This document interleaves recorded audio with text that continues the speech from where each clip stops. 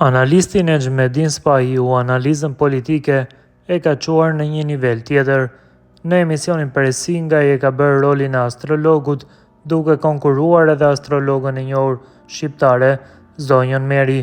Gjatë debatit Spahiu ka tentuar që veprimet e kryeministrit Albin Kurti t'i shpjegoj me shenjën e tij në horoskop.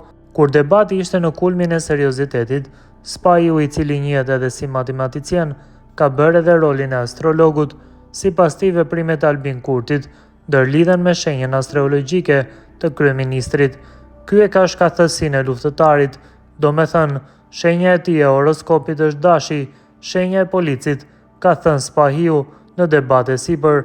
Kjo i ka çuditur analistët e tjerë në studio, duke përfshirë edhe autorin e emisionit, Leonard Kërçukin, por më i çudituri është shprehur analisti Dugajin Gorani. Seriozisht jetu e thanë që toa, ka pyetur ai. Po, seriozisht, ja ka kthyer Spahiu. Gorani prap nuk ju ka besuar veshëve të tij.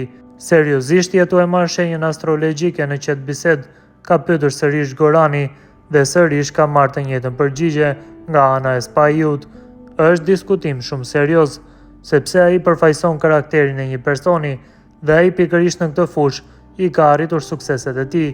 42% i ka marrë tu qenë dash, ka thënë Spahiu.